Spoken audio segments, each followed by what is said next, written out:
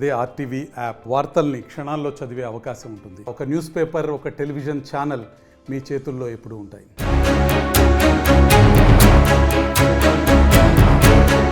Srisailam project ప్రమాదంలో ఉందని, పంచ్పూల్ ప్రమాదం అంచున చేరిందని అనేక నివేదికలు చెప్పారు. ఎక్స్పర్ట్స్ కూడా నివేదిక ఇచ్చినటువంటి నేపథ్యంలో ప్రపంచ బ్యాంక్ కూడా ప్రత్యేకమైనటువంటి నిధులు కేటాయిస్తామని కమిట్మెంట్ ఇది. అయితే ఈ నేపథ్యంలోనే తాజాగా మనం చూసాం, శ్రీశైలం డ్యామ్ ఎడమగట్టు కాలువ ఆ టన్నల్ ప్రమాదంలో ఉంది. ఆ టన్నల్ కూలిపోయి కూలీలు కూడా ఆ టన్నల్లో మట్టి కింద ఉన్నటువంటి పరిస్థితి అయింది. ఇప్పటికీ 24 గంటలు గడుస్తుంది. మనతో మాట్లాడడానికి మాజీ డిప్యూటీ ఎగ్జిక్యూటివ్ ఇంజనీర్ సుబ్బరాయుడు గారు ఉన్నారు. సార్ చెప్పండి, ఇవాళ శ్రీశైలం డ్యామ్ ఎలాంటి ప్రమాదంలో ఉంది? ఈ ఎస్ఎల్బిసి టనల్ ఇబ్బంది కలగడం చాలా దురదృష్టం. దీని గురించి 2022 నుంచి కూడా ఎక్స్పర్ట్స్ చెప్తూనే ఉన్నారు. ప్లంజ్ పూలు దెబ్బతినింది. ఇంకోటి కూడా 2022 కాదు, అంతకుముందు కూడా ఎక్స్పర్ట్స్ ఏం చెప్పారంటే, ప్లంజ్ పూలు రోజు రోజుకి అది సంవత్సరం ఎక్కువ డెప్త్కి వెళ్ళిపోతుంది.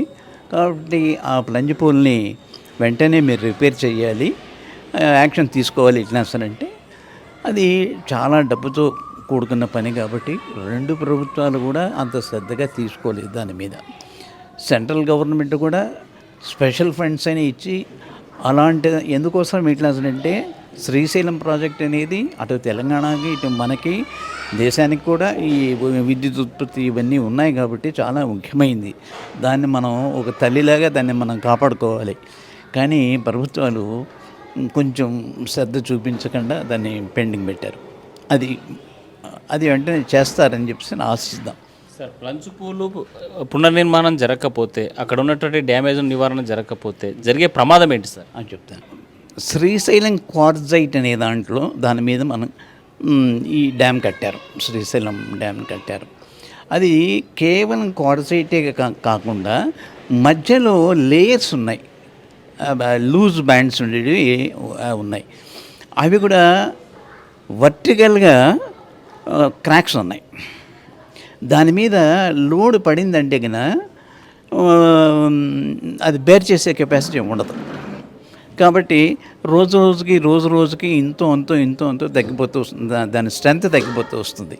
కాబట్టి ఇప్పుడు ఏమైంది, ఈ ప్లంజ్ పూల్ ఇది మీకు తెలుసు కదా, ప్లంజ్ పూల్ ఎట్లా అంటే నీళ్ళు వచ్చి దూకుతాయి, నీళ్ళు వచ్చి పడతాయి స్పిల్ నుంచి, దాని నుంచి పైకి వచ్చి కింద పడతాయి కదా, అక్కడ వాటర్ ఫోర్స్ ఎక్కువ ఉంటుంది. కాబట్టి దాన్ని ఏమంటామంటే ప్లంజ్ పూల్ అంటారు. అక్కడ డెప్త్, ఈ వాటర్ ఫోర్స్ వల్ల అక్కడ గుంత ఏర్పడింది. అది రాను టువర్డ్స్ డ్యామ్ సైడ్కి వస్తూ ఉంది, ఆ గుంత వస్తూ ఉంది. అంటే ఎప్పుడైనా కానీ శ్రీశైలం డ్యామ్ టర్న్ అయ్యేదని కూడా దానికి ఛాన్స్ ఉంది. అయితే ఏమవుతుంది, మొత్తం డ్యామ్ అంతా ఫెయిల్ అయిపోతుంది, మొత్తం చెప్పడానికి ఉండదు, అంత నష్టం జరుగుతుంది. కాబట్టి ప్రయారిటీ దానికి ఇవ్వాలి, ఏదో విధంగా చేసి ఆ ప్లంజ్ పూల్ను వాళ్ళు చేస్తారని మనం ఆశిద్దాం. ఈ ఎస్ఎల్బిసి గురించి, ఎస్ఎల్బిసి కూడా ఇది కూడా అంతే, క్వార్జైట్. అన్నిటికంటే డేంజర్ ఏమిటి అంటే, ఇది వైల్డ్ లైఫ్ సెంచరీ. ఎంత లెంత్ అది టనల్ వచ్చి 43.5 ఉంటుంది, ఇంకోటి 7.5 కిలోమీటర్స్ ఉంది. రెండోది ఆల్మోస్ట్ అయిపోయింది, ఊరికే కొద్దిగా ఆ లైనింగ్ అవి ఇవి చేసేటివి ఉన్నాయి. సో సెకండ్ దాని గురించి మనకు అదే ఏం లేదు. ఫస్ట్ది ఈ 43.5లో మీకు చెప్పాను కదా, 13 పాయింట్ సంథింగ్ ఒక సైడు శ్రీశైలం డ్యామ్ వైపు జరిగింది. దిండి రివర్ సైడ్ వచ్చేసి 22 కిలోమీటర్ల దాకా అక్కడ జరిగింది. మధ్యలో ఉండేటువంటి ఆ 9.5 అది కేఎం పని జరుగుతుంది. అది చాలా రోజులు అయిపోయింది. 2009లోనే ఈ హై ఫ్లడ్స్, యాక్చువల్గా ఏమిటంటే ఈ టనల్ 1983-84లోనే స్టార్ట్ చేశారు. ఇది ఎస్ఎల్బిసి గురించి ఎందుకోసం ఎట్లా అంటే, నల్గొండ జిల్లా చాలా వర్స్ట్ ఏరియా కాబట్టి వాళ్ళకి నీళ్ళు ఇవ్వాలి. 516 విలేజెస్ ఉన్నాయి, ఒక 3 లక్షల ఎకరాలకు నీళ్ళు ఇవ్వాలి అన్న ఉద్దేశంతో అది స్టార్ట్ చేశారు.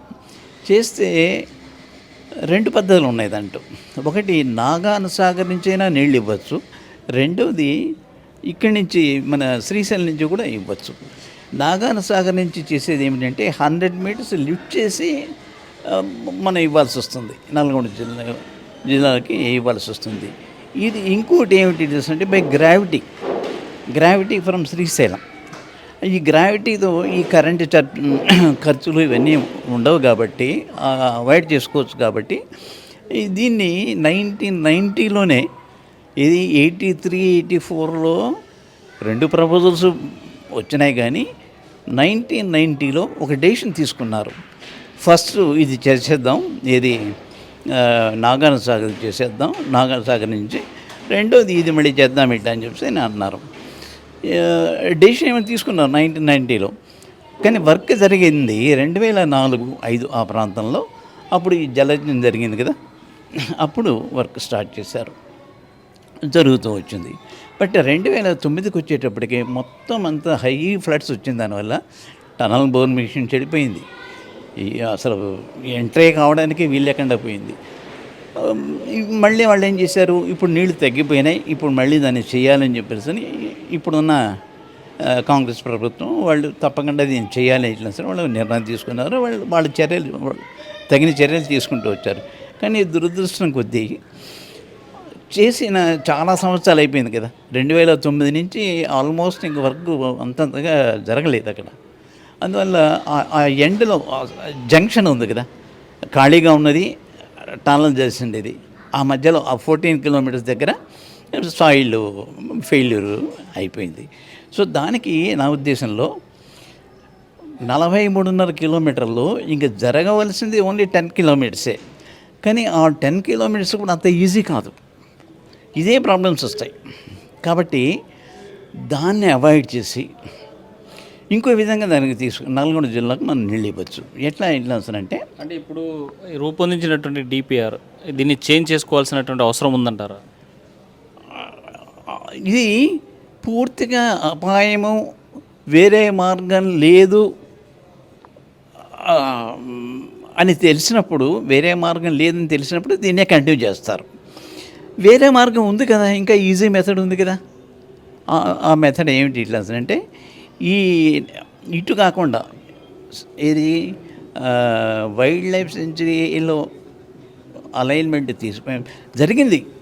దగ్గర 2-3 వేల కోట్ల ఖర్చు అయిపోయింది, నీకు కాదని చెప్పను.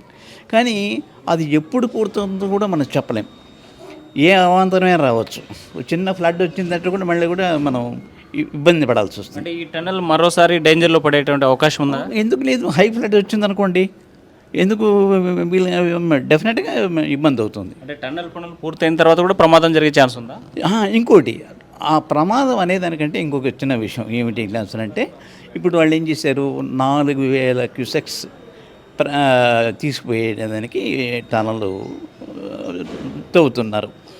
రేపు ఆల్మట్టి డ్యామ్ వచ్చిన తర్వాత ఫ్లడ్ డేస్ 90 రోజులు నీళ్ళు వస్తాయని చెప్పేసి 4,000 క్యూసెక్స్ ప్రకారంగా టనల్ తీసుకొని పోతున్నారు. ఆల్మట్టి డ్యామ్ వచ్చిందంటే ఏమవుతుంది, ఫ్లడ్ డేస్ తగ్గిపోతాయి. అప్పుడు మీకు ఒక రావాల్సిన వాటర్ దాంట్లో మనం ఇవ్వలేం. 30 టీఎంసీలు దానికి కావాలి. ఆ 30 టీఎంసీలు వాళ్ళకి ఇవ్వలేం. వితిన్ ఫ్లడ్ డేస్ తగ్గిపోతాయి. కాబట్టి అప్పుడైనా మళ్ళీ ఇదే టనల్ని వైడన్ చేయాలి. అసలే మనం ఇబ్బంది పడుతున్నాం దీంతోనే, ఇంకా వైడన్ చేస్తే అవుతుందా? అంటే ఆల్మట్టి డ్యామ్ సంబంధించిన పూర్తి అయిపోతే ఈ ఎస్ఎల్బీసీకి నీటి వాటర్ తగ్గిపోతాయి. నీటి వాటానికి ఆల్ ప్రాజెక్ట్స్ దెబ్బతింటాయి. ఎందుకంటే పై వాళ్ళంతా కట్టేస్తారు, డ్యామ్స్ అని కట్టేస్తారు, ఫ్లడ్ డేస్ తగ్గిపోతాయి. వాడు అక్కడ ఇప్పుడు 519లో ఉండేదాన్ని 524కి ఇది అంటే దగ్గర 300 టీమ్స్ని అక్కడే పైన ఆల్మట్టి డ్యామ్లను వాడు స్టోర్ చేసేస్తాడు. సో ఆల్టర్నేట్ మార్గం ఏంటి సార్? ఇప్పుడు ఎస్ఎల్బీసీ ప్రమాదం ఉంది అంటే భవిష్యత్తులో కూడా ప్రమాదాలు జరిగే అనేదానికంటే కూడా అది జస్టిస్ చేయలేదు. నల్గొండ డిస్ట్రిక్ట్కి తగినంత నీరు ఇవ్వలేదు.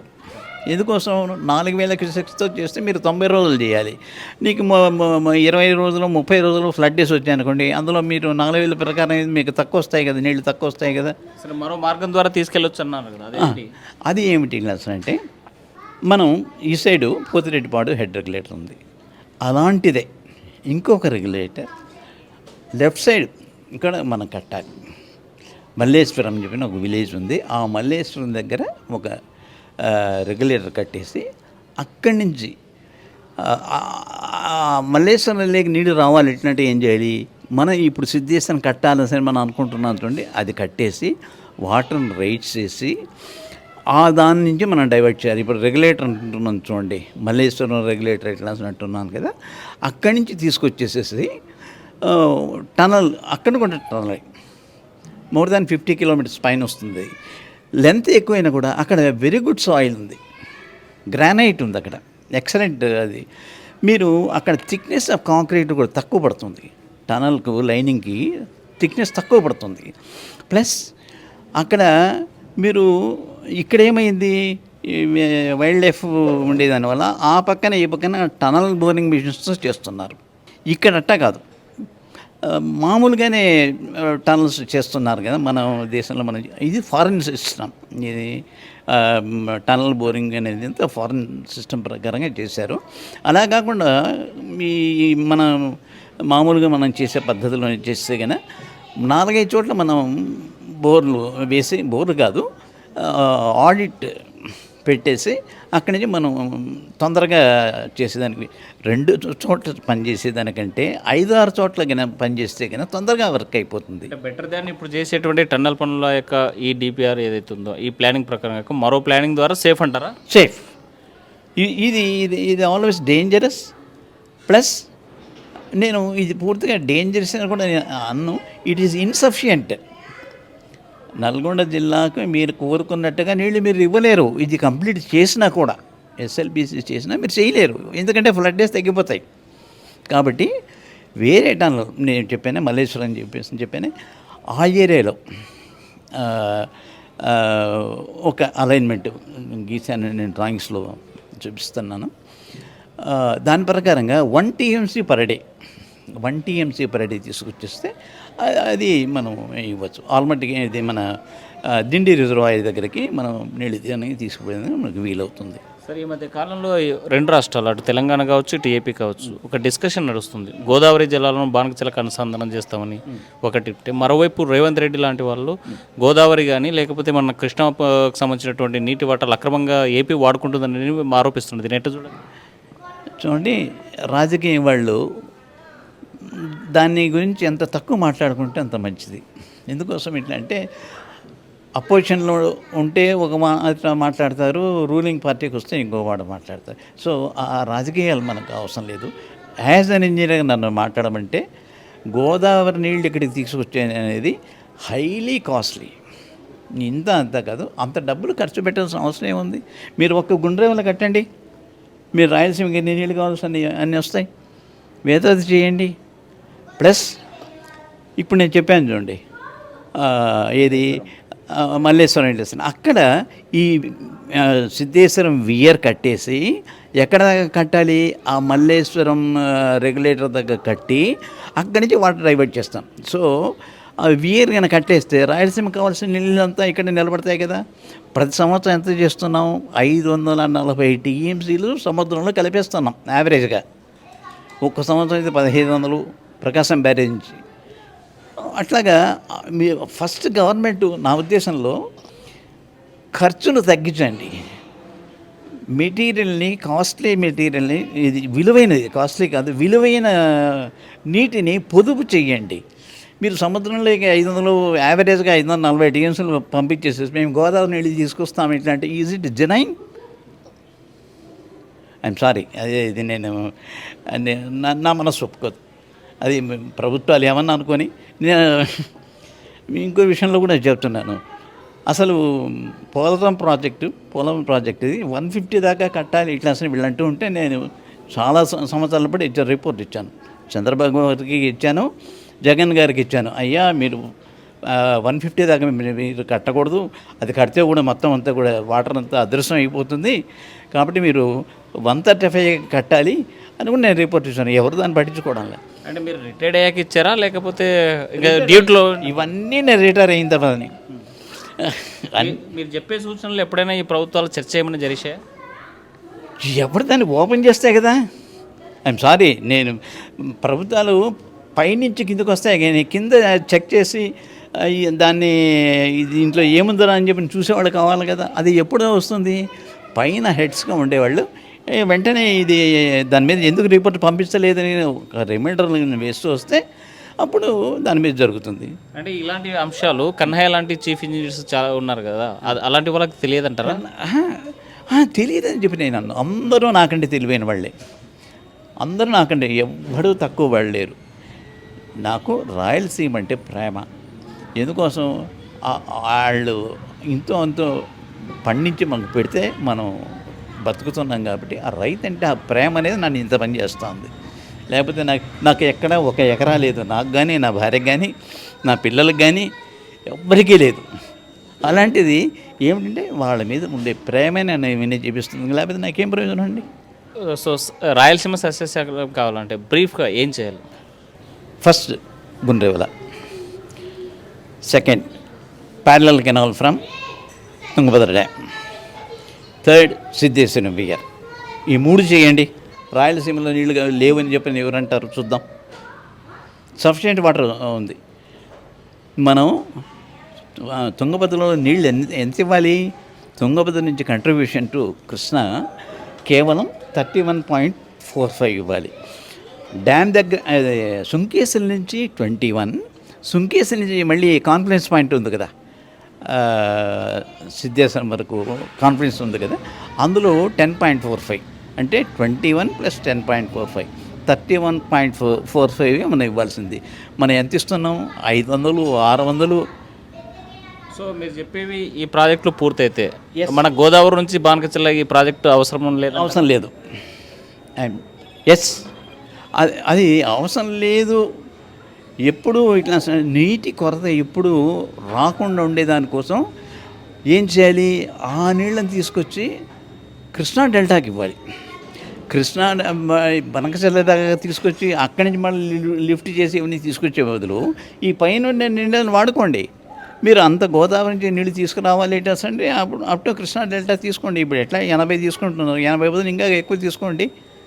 అంతేగాని అక్కడి నుంచి లిఫ్ట్ చేస్తూ ఎంత కాస్ట్లీ. ఇప్పుడు మన పర్సు ఎంత ఉంది చూసి కదా మనం ఖర్చు పెట్టాలి. అవసరం ఉందని చెప్పేసి ఆకాశం లేక మనం నిచ్చెన వేస్తే ఎట్టాగా. సో ఫైనల్గా 2 రాష్ట్రాల ప్రభుత్వాలకి మీరేం చెప్పాలనుకో? నేను ప్రభుత్వాలకు చెప్పాల్సినంత గొప్పవాడి నేను కాదు. నా మనసులో నాకు తోచింది ఏమిటి చేస్తానంటే, ఉన్నంతలో సర్దుబాటు చేసుకొని నీటిని వృధా చేయకుండా చేసుకుంటే ఇప్పుడు నేను చెప్పిన ప్రాజెక్ట్స్ కింద చేశారంటే రాయలసీమ సస్యశ్యామలం అవుతుంది. మళ్ళీ చెప్తున్నాను, Gundrevula, parallel canal from HLC, Tungabhadra dam plus ఈ surplus water, surplus Siddheswaram water. ఈ 3 ఆ సిద్ధేశ్వర వేరు కట్టేదానికి ఇప్పుడు ఛాన్స్ వచ్చింది కదా. సిద్ధేశ్వర వేర్ కడితేనే మల్లేశ్వరం రెగ్యులేటర్ దగ్గర నుంచి నల్గొండ జిల్లాకి నీళ్ళు ఇచ్చేదానికి వీలవుతుంది, లేకపోతే వీలు కాదు. సో ఇప్పుడు ఇద్దరికి అవసరం. మల్లేశ్వరం రిజర్వాయర్ హెడ్ రెగ్యులేటర్ వాళ్ళకు అవసరం, సిద్ధేశ్వరం మనకు అవసరం. సో ఇద్దరు కలిసి అవిగన చేశారు. ఎట్లా అంటే బ్రహ్మాండ. ఒకవేళ ఈ ఎస్ఎల్బీసీని మనం పూర్తి చేసినా కూడా అది ఇన్సఫిషియెంట్, నల్గొండకి ఇవ్వలేరు. ఎందుకోసం?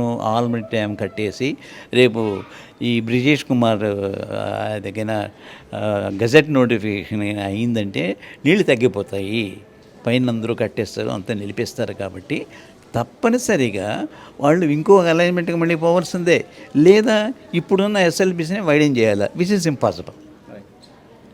అది ఇంపార్టెంట్. ప్రధానంగా శ్రీశైలం ప్రాజెక్టు ప్రమాదంలో ఉంది. రాయలసీమ సస్యశాలం కావాలంటే ఈ ప్రాంతంలో ఉన్నటువంటి ప్రాజెక్టు పూర్తి చేయాలి. ఈ ఎస్ఎల్బీసీకి ఆల్టర్నేట్గా ఈ మల్లేశ్వరం ప్రాజెక్టు నుంచి మరో డిపిఆర్ రెగ్యులేటర్ ద్వారా తీసుకెళ్లి నీళ్లు నల్గొండకి ఇచ్చేటువంటి ఛాన్స్ ఉంది. అయితే భవిష్యత్తులో కూడా ఎస్ఎల్బీసీ ఇప్పుడు జరిగేటువంటి టన్నల్ పనులు జరిగితే ప్రమాదం డేంజర్లో ఉందని చెప్పేటువంటి పరిస్థితి స్పష్టంగా కనిపిస్తుంది. వీడియో చంద్రశేఖర్తో హుసేన్ ఆర్టీవీ, కర్నూలు.